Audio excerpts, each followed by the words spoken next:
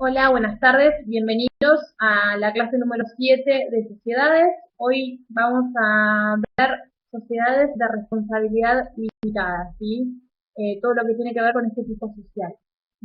Vamos a ver en cuanto a la división en cuotas, el capital social, qué pasa con los órganos de administración y gobierno de las sociedades de responsabilidad limitada.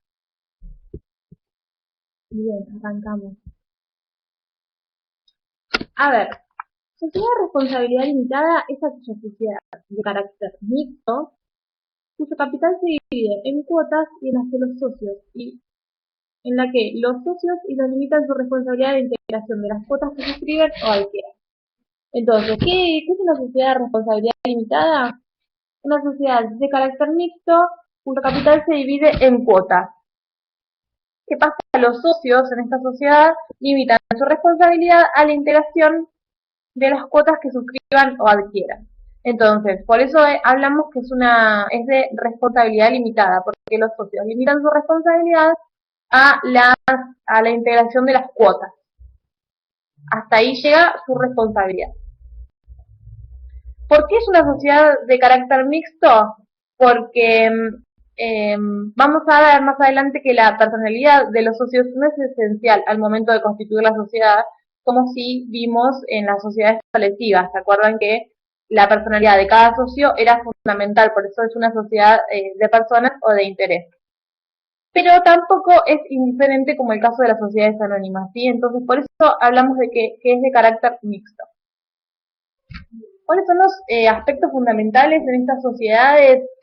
La sociedad de responsabilidad limitada presenta algunos requisitos tipificantes, que son que su capital social se divide en cuotas, como ya lo hemos dicho, que los socios o los cuotistas, ¿sí? Limitan su responsabilidad a la integración de las cuotas que suscriban o adquieran. ¿Esto qué quiere decir? ¿Se acuerdan que vimos en las sociedades de la clase pasada, en algunas, como por ejemplo la sociedad colectiva, que la responsabilidad es ilimitada? ¿Qué quiere decir esto? Por ahí es un poco reiterativo, porque ya lo estuvimos viendo, pero bueno, para que quede bien claro, quiere decir que la responsabilidad de los socios es ilimitada. ¿Por qué? Porque no solo responden con lo que aportaron al capital social de la sociedad, sino que responden también con su patrimonio. Entonces, ¿qué pasa con las sociedades de responsabilidad limitada? Como su nombre lo indica, esa responsabilidad que tienen los socios está limitada porque por lo que aportaron. Por eso te dice que limitan su responsabilidad a la integración de las cuotas que suscriben o adquieren. O sea, su responsabilidad llega hasta el valor de las cuotas que suscribieron o adquirieron. No responden con su patrimonio, sino solamente con lo aportado a la sociedad, lo que es parte de la sociedad, el capital del socio que está dentro de la sociedad. ¿Está claro entonces cuál es la diferenciación entre una responsabilidad limitada o una responsabilidad ilimitada? En este caso, en las SRL la responsabilidad es limitada. Otro de los aspectos fundamentales es que el número de socios es limitado, ya que no puede exceder 50, y la administración y representación de la sociedad están a cargo de la gerencia, que puede ser unipersonal o plural, después la vamos a ver más adelante, y que puede estar integrado por socios o por terceros, es indistinto. Vamos con los requisitos de constitución de la sociedad de responsabilidad limitada. A ver, al momento de constituir una sociedad de responsabilidad limitada hay que tener en cuenta ciertos requisitos.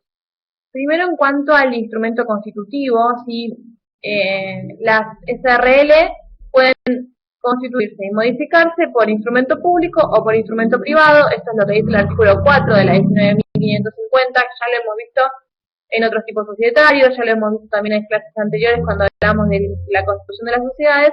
El artículo 4 entonces dice que pueden constituirse y modificarse por instrumento público, instrumento privado. ¿Cómo es el tema de la integración de los aportes? Los aportes en dinero para las SRL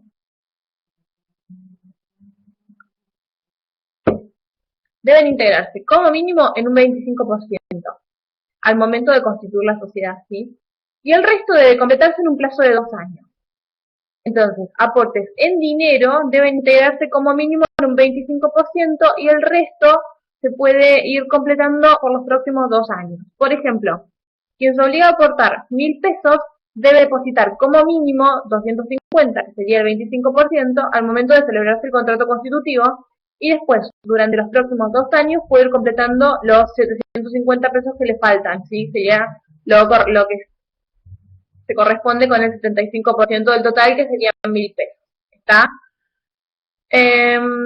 Su cumplimiento se acreditará al momento de inscribir la sociedad en el registro público, ¿sí? Con el comprobante de depósito en un banco oficial. Los aportes en especie, ¿sí? Los que no son en dinero, deben integrarse totalmente al momento de constituir la sociedad.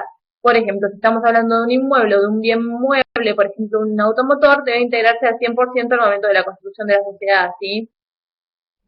¿Qué pasa con la denominación social de las SRL, la Sociedad de Responsabilidad Limitada?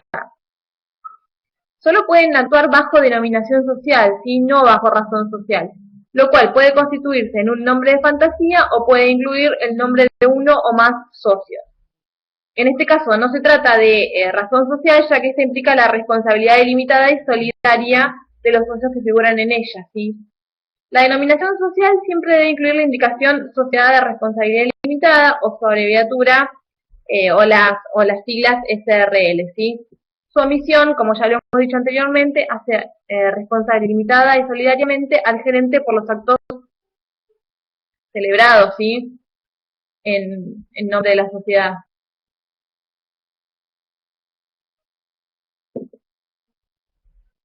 ¿Cuál es la responsabilidad?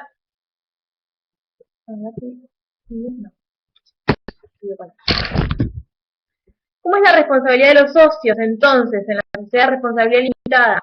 No está como uno de los requisitos de constitución, pero quiero aclararlo para que quede ya excelentemente claro.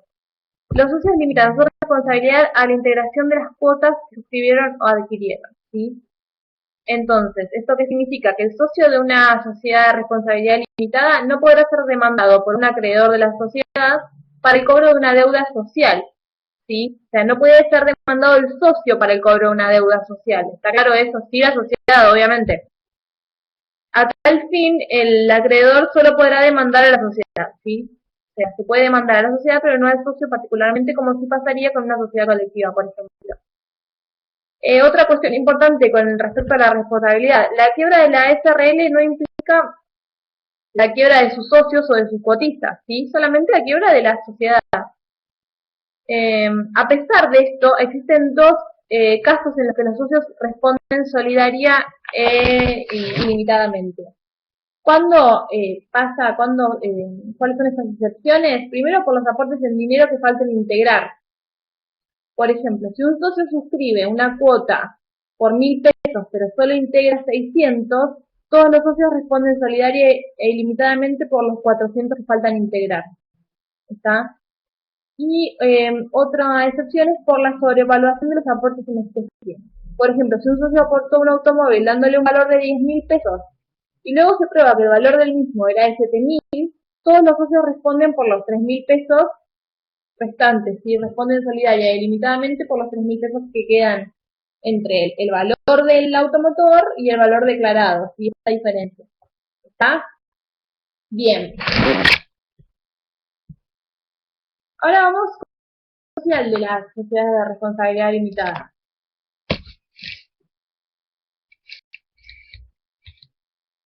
A ver, en primer lugar dice que el capital social debe ser suficiente y adecuado al real movimiento de la sociedad.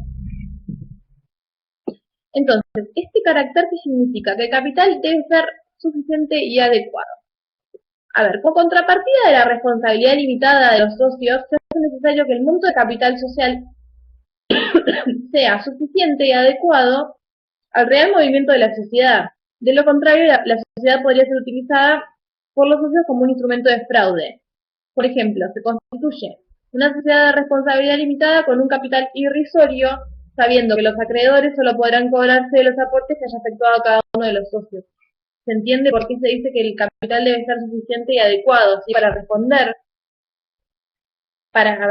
por las deudas de esa sociedad? Si no, sería fraudulento construir una sociedad por un valor mucho menor, pues sabiendo que después los acreedores se van a poder cobrar solamente con eso y no van a poder ejecutar a los socios, ¿sí? Es por eso que la infracapitalización le otorga a los acreedores la posibilidad de exigir la responsabilidad personal de los socios por las obligaciones sociales. Eso es lo que vimos anteriormente como una de las excepciones, ¿sí? ¿Cuáles son los bienes aportables en las sociedades de responsabilidad limitada? Los socios de las SRL solo pueden realizar aportes que consistan en prestaciones de dar, ya sea dinero o bienes susceptibles de ejecución forzada, ¿sí? ¿Y por qué? ¿Por qué solo prestaciones de dar? A ver, en este momento me gustaría que ustedes me puedan contestar. Porque si estuviese permitido aportar prestaciones de hacer, los acreedores sociales no tendrían de dónde cobrarse, ya que la responsabilidad de estos socios está limitada al aporte efectuado. ¿Sí? Recuerden que siempre decimos que cuando la responsabilidad es limitada, no se pueden aportar prestaciones de hacer. ¿Por qué? Porque los acreedores no tendrían de dónde cobrarse. Recuerden que es fundamental, siempre se los digo, lo repito, la función de garantía del capital social. Entonces, las prestaciones de hacer solo podrán ser efectuadas como prestaciones accesorias y no como un bien aportable, ¿sí? Eso es el tercer ítem. Entonces, las prestaciones de hacer solo podrán ser efectuadas como prestaciones accesorias. Bien, hablamos ahora de la suscripción y de la integración. Me parece que tengo una semilla para eso. Perfecto. Entonces, suscripción e integración. Los aportes en dinero deben integrarse como mínimo en un 25%.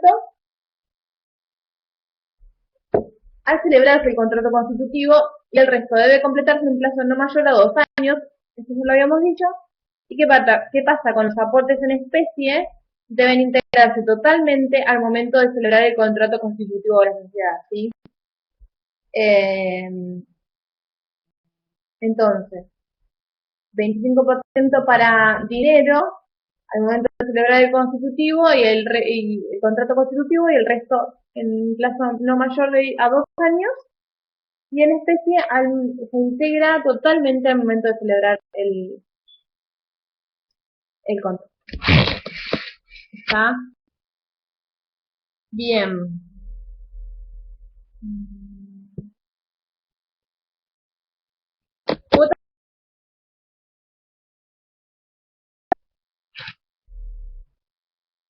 En las sociedades de responsabilidad limitada, el capital social, como ya lo dijimos, se divide, perdón, se divide en cuotas. Todas las cuotas deben tener igual valor y ese valor debe ser de 10 pesos o un múltiplo de 10 pesos. Cada uno, o sea, cada cuota da derecho a un voto, ¿sí? Entonces, tenemos, teniendo en cuenta que hablamos de cuotas sociales, que la SRL, capital se divide en cuotas, que todas las cuotas tienen un igual valor, que puede ser de 10 pesos o un múltiplo de 10.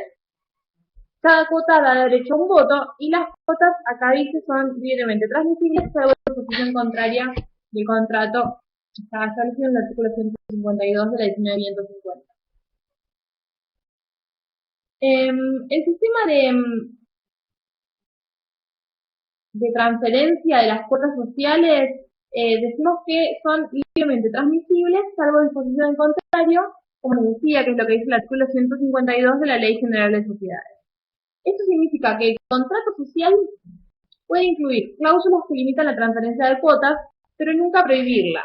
Por lo tanto, aquella cláusula que prohíba la transferencia de cuotas se tendrá por no escrita, si no existe. Forma de la transferencia. La transferencia debe realizarse por escrito, ya sea por instrumento público o privado. Y en este último caso, si se trata de un instrumento privado, las firmas deben estar certificadas por el ciudadano o por autenticadas por una autoridad competente.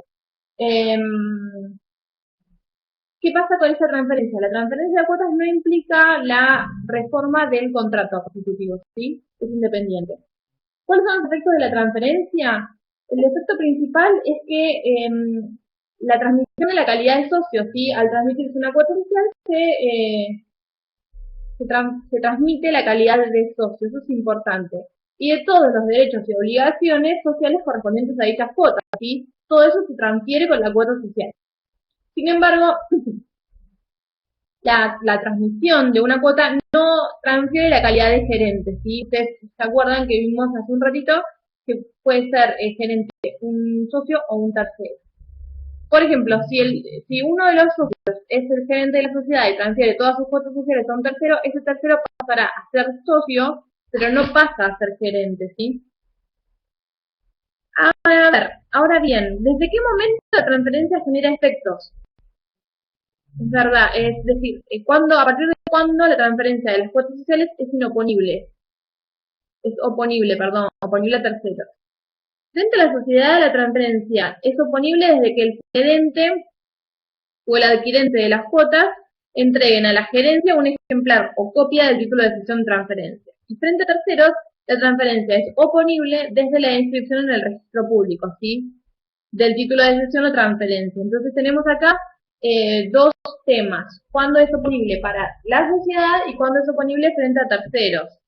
Es oponible para la sociedad desde que la persona que cede o el adquirente entrega una copia de la cesión o de la transferencia a la gerencia y es oponible a terceros cuando ese contrato se inscribe. Cláusulas limitativas. Los socios pueden establecer ciertos límites a la transferencia de cuotas sociales, ¿sí? Ustedes saben que se pueden dejar en constancia en el contrato constitutivo de cláusulas limitativas. ¿Cuáles son? Primero tenemos las cláusulas de tanteo, que es aquella cláusula que exige la conformidad mayoritaria unánime de los socios para aceptar la transferencia, y la cláusula de derecho de preferencia, que es aquella cláusula que confiere un derecho de preferencia para adquirir esas cuotas a los socios o a la misma sociedad por sobre un tercero, ¿sí? O sea, le da una preferencia a un socio o a la sociedad antes que un tercero ajeno. ¿Está? El artículo 153 lo que dice es que establece la validez de estas cláusulas, pero que esté sujeta a las siguientes condiciones, ¿sí? El contrato social debe especificar cuál va a ser el procedimiento para obtener la conformidad en el caso del derecho de tanteo o para ejercer la opción de compra en el derecho de preferencia. De todas formas, en base al artículo 153 y 154, el procedimiento se ajusta a que el socio debe informar a la gerencia la decisión de transferir sus cuotas sociales. A tal fin se indicará el nombre del adquirente y el precio de venta. Dentro de los 30 días siguientes, los demás socios deberán notificar al socio gerente la decisión adoptada con respecto a la obtención de la conformidad y al ejercicio de derecho de preferencia. En caso de silencio, el vencimiento de los 30 días se tendrá por no lograda la conformidad y por no ejercido el derecho de preferencia, ¿sí? Y en caso de que los socios decidan ejercer el derecho de preferencia, puede suceder que no estén conformes con el precio de venta con las cuotas y por eso lo impugnen, ofreciendo el precio que consideran apropiado, ¿sí? Y si el contrato social no establece una forma de solucionar esta cuestión, la determinación del precio resultará de una pericia judicial. Una vez determinado el precio de pericia, el precio por la pericia judicial, se aplican las siguientes reglas. El socio cedente no está obligado a vender por un precio menor del que ofrecieron los impugnantes, y los impugnantes no estarán obligados a pagar un precio mayor de la acción propuesta, ¿sí? La oposición a la transferencia de cuotas deberá fundarse en justa causa por razones de interés social, y el socio cedente podrá acudir ante el juez, quien autorizará la cesión si no comprueba la justa causa de oposición. También existe la transferencia por causa de muerte, que en el contrato social los socios pueden pactar que en caso de que alguno de ellos fallezca, la sociedad continúe con sus herederos, siendo obligatorio para los herederos y para los socios. La incorporación del heredero será efectiva cuando se acredite su condición de tal, que en ese momento actuará en su representación el administrador de la sucesión. ¿Ah? Bien, esto entonces en cuanto, a ver si me faltó algo, en cuanto a las cuotas sociales. En cuanto a la ejecución forzada de cuotas sociales, los acreedores personales de los socios pueden ejecutar las cuotas sociales correspondientes a cada socio, ¿no? Para hacerlo deben hacerlo conforme al régimen del artículo 153 infine, que solo se aplica en aquellos casos en que existen limitaciones a la transmisibilidad de cuotas. O sea, limitaciones son derecho de tanteo, derecho de preferencia. Entonces, la resolución judicial que ordena la realización del remate de las cuotas debe estar notificada a la sociedad al menos 15 días antes de la fecha de subasta. Durante esos 15 días, el acreedor, el deudor y la sociedad pueden llegar a un acuerdo sobre la venta de las cuotas embargadas. Si no llegan a un acuerdo, si llegan a un acuerdo, el acuerdo debe cumplirse. Si no llegan a un acuerdo, el vencimiento de los 15 días, se realiza la subasta judicial de las cuotas. Después del remate de la sociedad, los socios o un adquirente presentado por la sociedad podrán ejercer una opción de compra, sí, por derecho de preferencia, por el mismo precio que se obtuvo en la subasta, depositando su importe. El objetivo de este régimen es evitar el ingreso de terceros a la sociedad para conservar los socios que ya tiene la sociedad, ¿sí?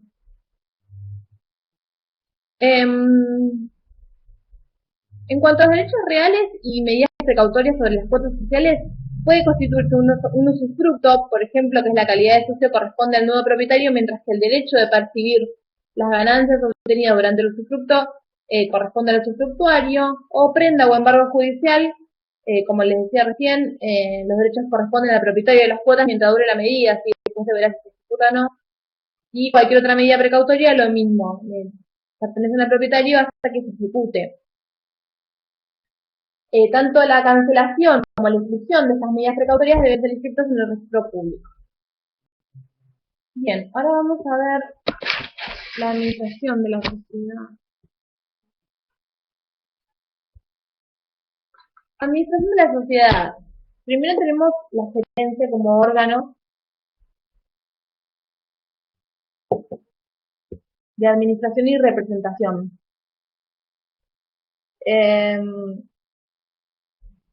La gerencia se compone por gerentes, un solo gerente en caso de una gerencia unipersonal, o bueno, una gerencia pluripersonal en caso de que sean más de un gerente. Los gerentes pueden ser socios o terceros, como yo también les había dicho. Los gerentes son designados por los socios, ya sea en el contrato social o en una reunión de socios posterior, sería una asamblea. Pueden ser elegidos por tiempo determinado o por tiempo indeterminado y debe inscribirse esta designación en el registro público. ¿Cómo es la forma de organización de la gerencia? Puede ser unipersonal o puede ser plural. A su vez, la gerencia plural puede ser indistinta, que esto quiere decir que los actos de administración y de representación están a cargo de cualquiera de los gerentes. En este caso, el contrato constitutivo puede establecer qué función le corresponde a cada gerente, ¿sí? Y la función la gerencia es conjunta cuando, para que los actos de administración y representación tengan validez, o sea, tengan efectos, se necesita la firma de todos los gerentes conjuntamente. Y es colegiada cuando las decisiones de la administración son adoptadas por el voto de la mayoría. Pero solo uno de los gerentes es quien ejerce la representación de la sociedad, ¿sí? Se necesita una mayoría, pero solo uno ejerce la representación. En caso de silencio sobre estas cuestiones, cualquiera de los gerentes puede realizar actos de administración, que sería el caso de la administración indistinta, ¿sí? Eso es cuando no se establece en el contrato constitutivo cómo va a ser. En este caso es indistinta y cualquiera de los socios puede realizar cualquier acto de la sociedad. Los gerentes tienen los mismos derechos y obligaciones que cualquier autoridad de una sociedad, y los que incumplan sus obligaciones son responsables por los daños y perjuicios que resulten de su acción o omisión, esto establecido en el artículo 59, ya lo hemos visto. Si la gerencia es unipersonal, el gerente responderá en forma ilimitada. Si la gerencia es plural, los gerentes responden en forma limitada y solidariamente. De todas formas, en caso de gerencia plural, debe hacerse la siguiente distinción. Si la gerencia plural es distinta conjunta y varios gerentes participaron de los mismos hechos generadores de responsabilidad, el juez puede fijar la parte en que cada uno le corresponde la reparación del daño o los perjuicios, teniendo en cuenta la ocasión personal en el hecho, ¿sí? Y si la gerencia plural es colegiada, se aplican las normas relativas a la responsabilidad de los directores de la SA, ¿sí? ¿Cómo es la revocabilidad y la remoción de los gerentes? pueden ser removidos sin necesidad de invocarse esta causa, salvo cuando su designación haya sido condición expresa de la constitución de la SRL.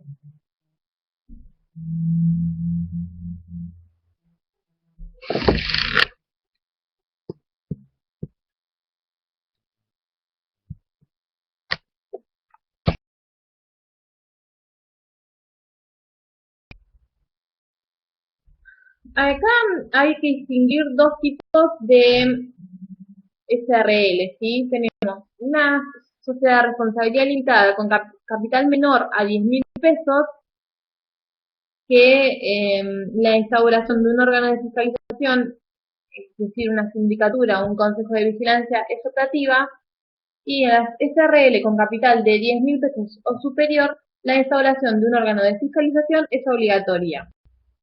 En ambos casos, las funciones del órgano de fiscalización se rigen por lo que establece el contrato constitutivo y se aplican supletoriamente las reglas de las sociedades anónimas y el artículo 158.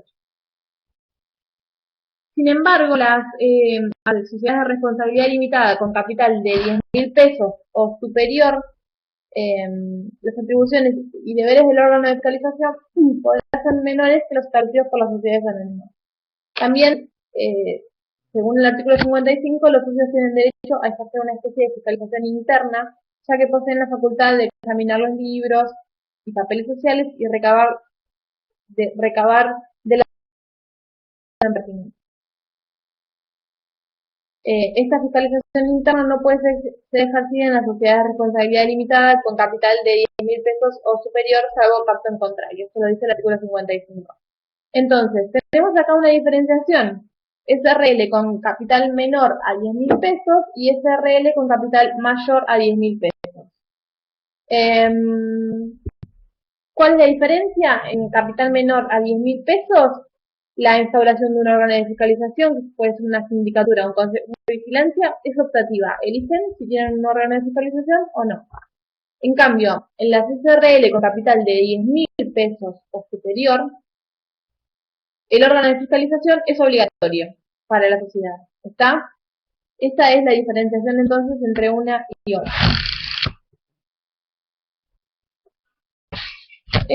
Órgano de gobierno y resoluciones sociales. En la sociedad de responsabilidad limitada, el órgano de gobierno es el conjunto de socios.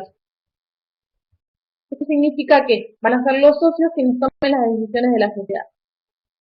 A ver, ¿cuál es la forma en que deben deliberar y tomar las decisiones los socios? En principio, rige la autonomía de la voluntad de los socios, es decir, que estos podrán elegir libremente la forma de deliberar y adoptar acuerdos sociales. Para eso deben detallarlo en el contrato constitutivo, y esto es lo que dice el artículo 159 de la 19.550. Para el caso en que el contrato no regule esta cuestión, hay tres sistemas válidos a través de los cuales los socios podrán deliberar y adoptar decisiones de la sociedad.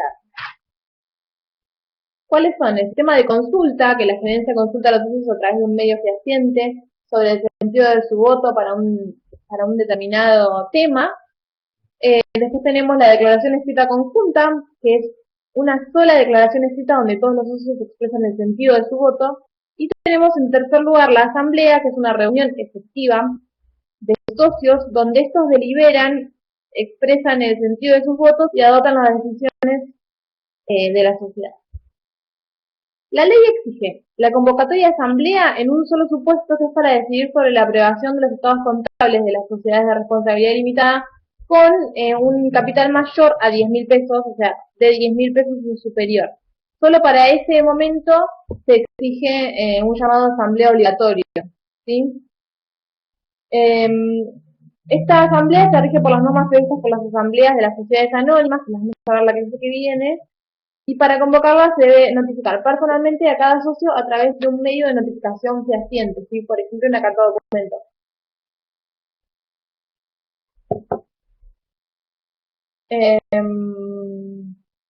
Para esta notificación fehaciente lo que se debe hacer es dirigir esa notificación al domicilio expresado por cada uno de los socios en el contrato constitutivo, salvo que haya comunicado el cambio de domicilio a la gerencia. Y si no, se usa el domicilio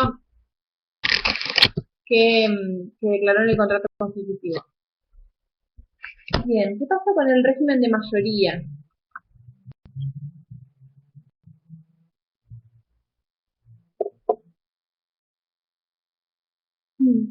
Em, el tema es así. Las mayorías necesarias para adoptar decisiones sociales varían según se trate de resoluciones que modifiquen el contrato social o que no lo modifiquen, ¿sí? Depende, si la resolución que se va a tomar modifica el contrato social, hay pautas de régimen de mayoría, y si no lo va a modificar, son otro régimen, ¿sí? Entonces, tenemos resoluciones modificatorias del contrato social. La mayoría necesaria para adoptar este tipo de resoluciones pueden ser establecidas por los socios a través del contrato constitutivo, pero siempre deberá representar como mínimo más de la mitad del capital social. Por ejemplo, si el capital social es de 100.000 pesos, deberá votar a favor de dicha decisión los socios que representen como mínimo un 50% del capital. Si el contrato no establece las mayorías, entonces se requerirá el voto favorable de los 3/4 del capital social. En caso de que un solo socio represente el voto mayoritario, siempre se necesitará además el voto de otros socios.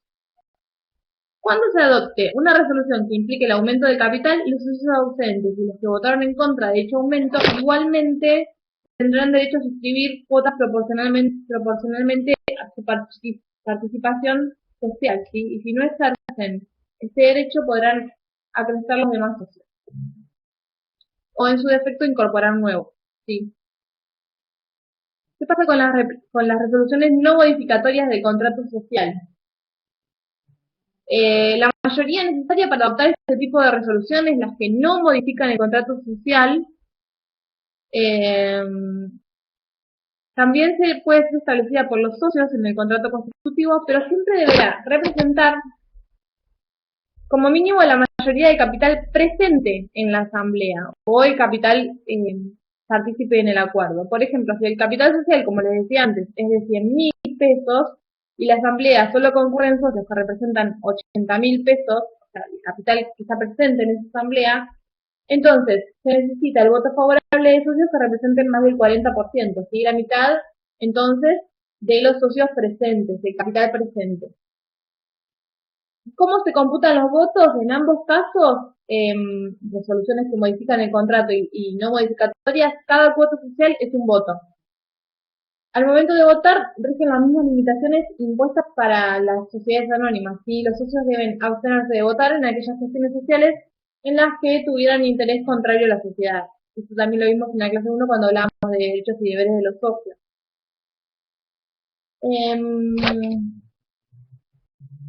Entonces, tenemos para las resoluciones que modifican el contrato social, más de la mitad del capital social, y para las que no modifican, la mayoría del capital presente en la asamblea. Cada cuota está representada por un voto. Esto entonces es lo más o menos para resumir el tema del régimen de mayoría. Después, bueno, todo lo que estuvimos diciendo recién, ¿no? ¿Qué pasa con el derecho a receso? Que ya lo estuvimos viendo también, me parece, pero bueno, siempre es bueno recordarlo porque también es un tema muy preguntado.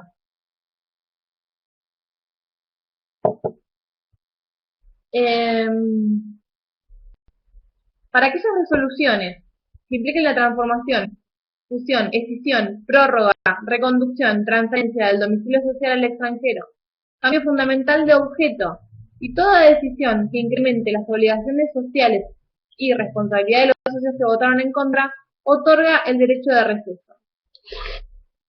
Del mismo modo, cuando el contrato constitutivo establezca la designación de determinados gerentes como condición expresa de la existencia de la sociedad, la remoción de estos otorga a los socios disconformes el derecho de receso. ¿Qué es el derecho de receso? El derecho de irse de la sociedad cuando cambian esas cuestiones, ¿sí? Transformación, fusión, escisión, prórroga, reconducción, transferencia del domicilio social, cambio fundamental del objeto, toda decisión que incremente obligaciones sociales y responsabilidad de los socios que votaron en contra. ¿Está claro esto, el tema del derecho a receso? Bien, ¿qué nos queda? Me parece que el tema de las actas, terminamos con esa regla. Bien, actas. Tanto las resoluciones adoptadas en asamblea como las adoptadas a través del sistema de consulta que estuvimos viendo, la declaración escrita conjunta, que es la que hacen todos los socios en un mismo escrito, deberá constar en el libro de actas que está exigido por el artículo 73. En estos últimos dos casos, sí, el sistema de consulta o la declaración jurídica, la declaración escrita conjunta, el acta debe ser confeccionada y firmada por los gerentes dentro del quinto día concluido el acuerdo, ¿sí? Entonces, tenemos que las resoluciones adoptadas por asamblea, tanto esto como por sistema de consulta o declaración escrita conjunta, deben constar en un libro de actas, y en el caso del sistema de consulta o declaración escrita conjunta, perdón, dentro de los 5 días de concluido el acuerdo ya debe constar en el libro de actas. Bien, esto entonces es lo que podemos ver en cuanto a sociedades de responsabilidad limitada. Como ven, no hay muchos cambios después de la reforma. Por ahí algún artículo, algunas palabras. Pero, bueno, lo más importante de todo esto es que ustedes sepan que en las sociedades de responsabilidad limitada, como su nombre lo dice, su título lo dice, la responsabilidad de los socios es limitada. Quiere decir esto, ya lo dije 40 veces, pero lo digo una vez más para terminar, que la responsabilidad de los socios termina con la cuota social, ¿sí? Lo que aportaron. Ese aporte es lo que determina por lo que va a responder el socio. No responde con su patrimonio, sino que la responsabilidad es limitada. Ya vimos lo de sucesión e integración, las cuotas sociales que se dividen en cuotas tienen todas un valor social de 10 pesos, un múltiplo, cada cuota tiene un derecho a un voto, ya lo vimos. Órgano de administración, tenemos a la gerencia y después tenemos un órgano de fiscalización que puede ser optativo u obligatorio, depende del monto del capital social de la SRL. Después tenemos a la asamblea, que puede ser como un órgano de gobierno de resolución. También tenemos los otros sistemas, como ya vimos, el régimen de mayorías, según se modifiquen resoluciones que modifiquen el contrato social o que no modifiquen el contrato social. Acá recordamos también que cada cuota es un voto. Derecho a receso para aquellas resoluciones que vimos recién. Y las actas que son obligatorias para las SRL, el libro de actas. Y todo debe constar en el libro de actas.